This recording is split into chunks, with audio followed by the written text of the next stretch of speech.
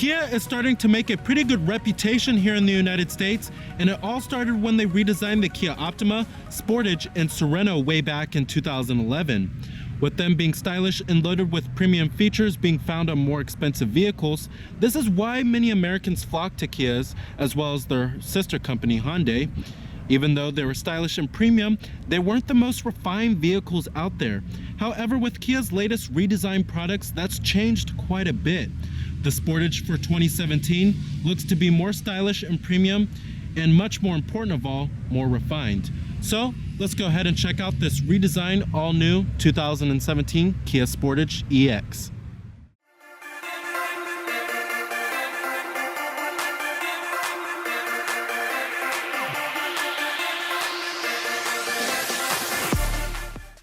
Our trim level of the Sportage we have here is the mid-trim level EX, and it's most likely going to be the most popular model of the new Sportage here. And it comes with these pretty good looking 18-inch alloy wheels. Ours also has a full-on leather interior and the Kia Uvo infotainment system with the 7-inch touchscreen. Now, as far as styling goes on the vehicle given as a whole, I'm not really sure if I like the front end of the vehicle. It certainly has to grow on me. I thought the last generation Sportage had a pretty good looking front end, but I can see a little bit of the Nissan Juke going on here, and I see a little bit of its design cues from the new Sorento as well. But the rear end of the vehicle looks fantastic with a new set of LED taillights. Now here goes the key fob design for the vehicle. It's your typical Kia smart key. You have your remote keyless entry, your lock, unlock, and then to release your tailgate, and then you have your panic button. Now our color here is the Snow Pearl White. It's one of the most popular colors for Kia vehicles. You also do have smart key access on the driver's door as well as the front passenger door.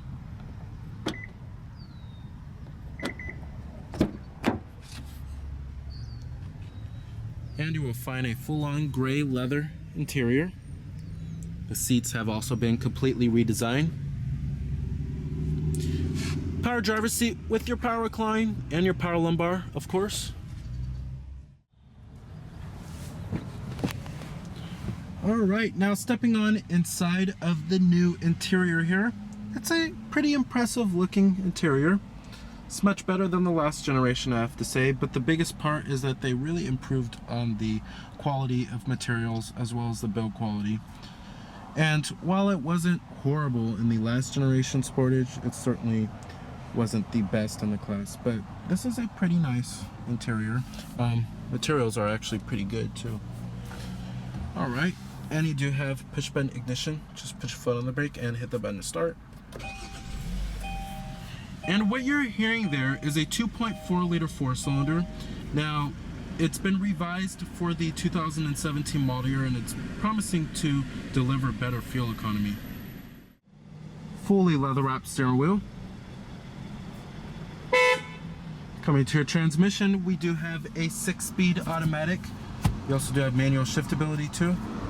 And when you put the vehicle into reverse, this will display your rear view camera with guidance lines, and you also do have trajectory. And I'm gonna go ahead and turn on the lights. You also do have fog lights and the hazards. Let's go ahead and check out the exterior of the vehicle. Let's go ahead and pop up the hood and check out the engine bay. Heated exterior mirrors. I'm actually quite surprised to find that there are no LED turn signal indicators on our EX trim. However, they certainly are available. Like I said, you have 18-inch alloy wheels. Now, the design of the new Sportage here was inspired by fighter jets, and you can really see that in the headlights of the vehicle, which have been mounted up higher this time around. You have halogen projector beam headlights, and you have these new LED daytime running lights that kind of remind me of Porsche a little bit. You also do have halogen projector beam fog lights as well.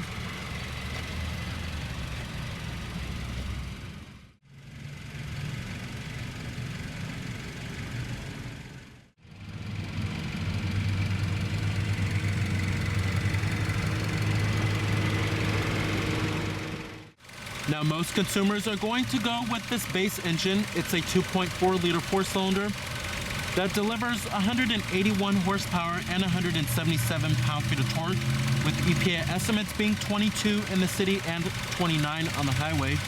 Fuel economy has slightly improved over the last generation Sportage, but if you want, you can go for a more powerful 2-liter turbocharged inline four-cylinder that delivers 241 horsepower and 260 pound-feet of torque. We'll see what this baby can do when we hit the road later in the video. Competitors of the Sportage, you have the vehicles in the compact crossover class. This includes the likes of the Ford Escape, Hyundai Tucson, Nissan Rogue, Toyota RAV4, as well as the Chevrolet Equinox, GMC Terrain, and the Honda CR-V.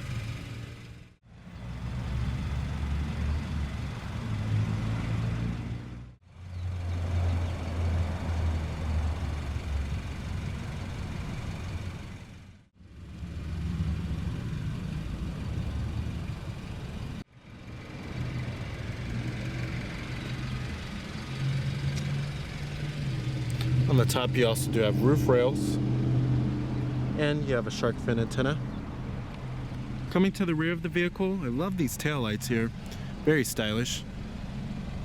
If you do want the LEDs, you actually have to step up to the higher end trim level. You have a rear window wiper with a rear window defroster and a LED third brake light.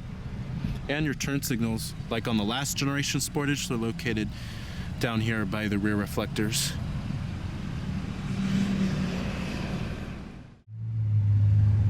EPA estimates, like I said, are 22 in the city and 29 on the highway. Total vehicle price for our particular model is $26,970. All of your basic powered features, power windows, power door locks, your power mirrors. Now, like I said earlier in the video, interior quality is much improved over the last generation. Now you have nice soft touch materials up here on the upper door panel, mid door panel, and the armrest. Dashboard is also this nice softly padded material. This part is hard touch plastic, but not all plastics can be soft to the touch, right? But build quality is nice too. There's no panel gaps or anything of that nature inside of here, and none of the interior trim or pieces creak a whole lot. Overall, this is a pretty well built interior. Now, coming to the steering wheel design, the steering wheel is fairly stylish, and it's much better than the last steering wheel in the last generation Sportage. That was one of my huge complaints about the last generation Sportage, was the steering wheel design was really dated. Coming over here, we do have your steering wheel mounted audio controls, Bluetooth phone controls, and your voice recognition. And then right over here, you have your cruise control. Now, you can get all of the latest safety technologies on the new Sportage here, including rear cross traffic alert, blind spot detection, all that good stuff. Coming up here, we have your manually dimming rear view mirror. Then you have your map lights, sunglass container, and then you have your visor. Down here, we also do have a little storage cubby, and then two 12-volt power outlets, your auxiliary input, and your USB port with iPod integration. Then you have your 3-staged heated seats. Coming down here, you have your dual cup holders, different driver selectable modes, and your downhill descent control. I'll get a little bit more in depth on the different drive modes in just a minute. Coming to the center console lid, the center console lid is nice and soft touch and stitched. You'll find a decent amount of center console storage. As far as the seats go, the seats are very comfortable, much improved over the last generation. They provide a pretty good amount of side bolstering, and they're nice and plush too. And thigh support is excellent as well. As far as visibility goes, in the Sportage here, there's a decent amount of side glass area on the front windows. Seeing out of the windshield is okay, but it's not the best. When you get to rearward visibility, can be a little bit hard to see out of the rear, but at least most trims will come with a rear view camera. Coming to the gauges, you have full instrumentation for the gauges, of course, and you have a very traditional setup with your driver information center right here, and then you have your tachometer on the left, as well as your coolant temperature, and on the right you have your speedometer, as well as your fuel gauge. Now, coming in the center right there, it's all controlled by this button on the steering wheel.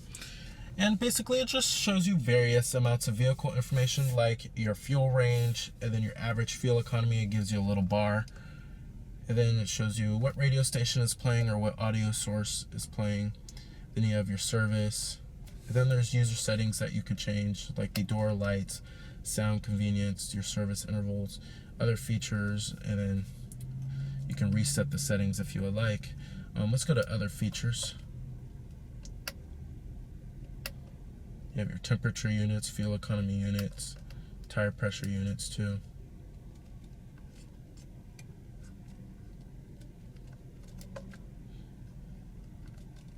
Pretty cool. This shows you a little bit of vehicle information. And then you have your trip odometer, a digital speedometer, which is nice. Then it shows you your tire pressure monitoring, all that good stuff. Coming to the climate controls, it's a pretty clean and simple looking layout with pretty big knobs, but the buttons can be a little bit bigger. But I love how the climate controls are facing more towards the driver, which is nice. Now you do have dual zone automatic climate control. Your temperatures are located on the knobs right here, and you have your driver's temperature and then the front passenger temperature right here. Then you have your fan speeds, of course, your front window defroster, rear window defroster, recycling, and then your different modes. And it also shows you up here on the display what temperature you're at and what mode you're in too. All right, so let's go ahead and take out the 2017 Kia Sportage and see how it drives. Now, Kia said that the new 2.4 liter four-cylinder does promise better fuel efficiency, and the EPA numbers are slightly better than the last generation Sportage.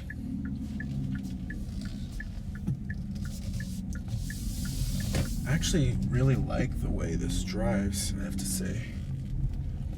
Now, the ride quality is actually really smooth, I have to say. It's much more refined. Like I said, with this new generation Sportage, Kia really wanted to focus on refinement here, and they really succeeded. The ride quality is actually buttery smooth. It reminds me of the new 2016 Kia Optima quite a bit. Now, the handling and the steering have greatly improved in this generation Sportage here. The vehicle feels much more nimble, much more predictable, and you can feel for where this vehicle is trying to go. And it offers a decent amount of driver feedback. I really do like the way this new Sportage drives here. It has a pretty good balance between good ride comfort and good handling, just like how it is with the 2016 Kia Sorento, as well as the new Optima as well. Now, this 2.4 liter four-cylinder with 181 horsepower provides a sufficient amount of power.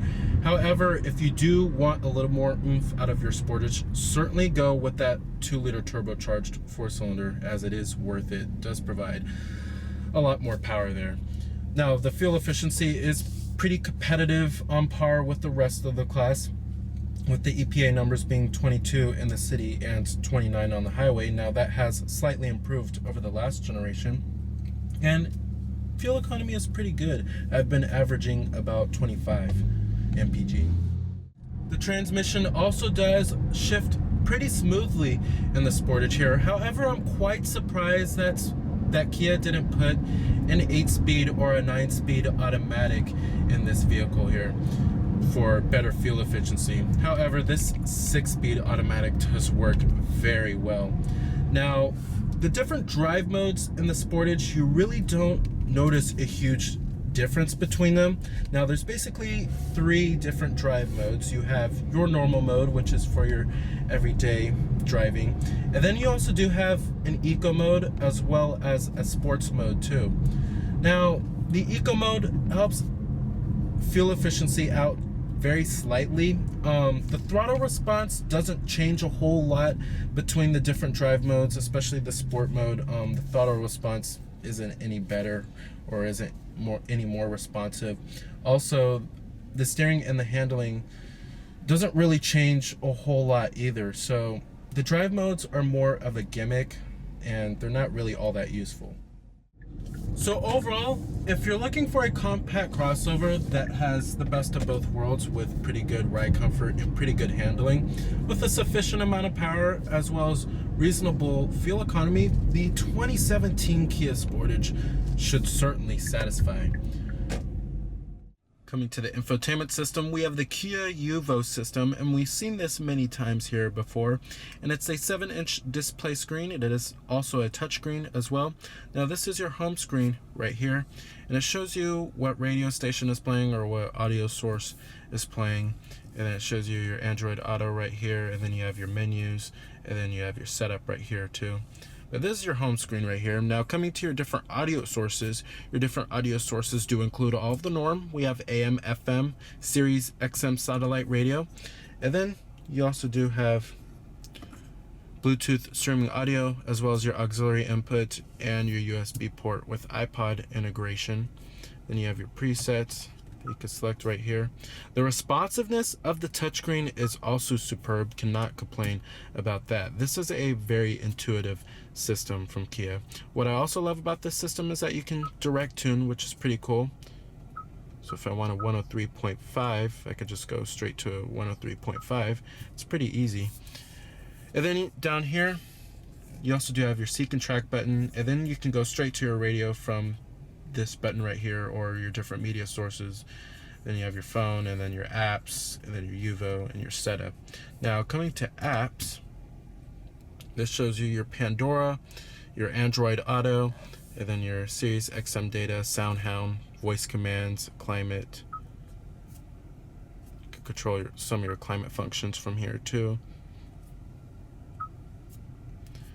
And then your Yuvo shows you your roadside assistance. These are the Yuvo e-services, and then you have your vehicle diagnostics, your My Car Zone, parking minder, e-services guide, and then your e-services setting. But of course you have to have a subscription to the Yuvo e-services. Now coming to setup right here, there's many different settings that you could change here, from the sound to the display, phone, Yuvo e-services, connectivity, home screen. You also do have a Wi-Fi hotspot, then you have settings for that, and then your clock. I also love how you could swipe like this, which kind of works like a tablet, which it feels very natural. And then you have your voice recognition, language, keyboard, your screensaver. You could turn the display off if you would like. Pretty cool there. Overall, love the Kia Yuvo system. It's been slightly reworked for this new Sportage here. Some of the buttons on the touchscreen here have changed a little bit than what I found in the previous generation Sportage. But overall, this is a really nice system here. It's very intuitive and very easy to use, and I love the rendering and the graphics of this system too. All right, let's go ahead and shut down the Sportage, and let's go ahead and check out the rest of the vehicle.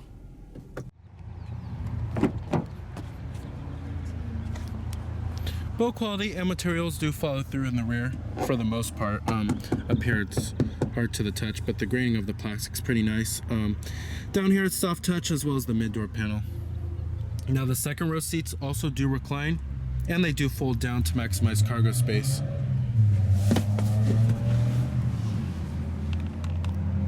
Now sitting back here, there's an okay amount of space back here. I have a decent amount of leg room, and headroom is okay. Back here you can get some pretty nice options, including a panoramic sunroof. You also do have dual map pockets, rear air vents, and then you have a 12-volt power outlet down there and a USB charging port, which is nice. Coming right here, we also do have your rear center armrest with cup holders. The seats themselves are actually pretty comfortable, a little on the firm side, but not too shabby. Comparing it to some of its competitors, if you're looking for the most spacious rear seat, I would go for the Honda CR-V. The rear seat accommodations for the CR-V are, there's lots of space back there in the CR-V, and I suggest checking out my 2016 Honda CR-V review. All right. When it comes to cargo space back here, it does lag a little bit compared to some of its competitors. It is a little on the small side, but like I said, the rear seats do fold down 60-40 split.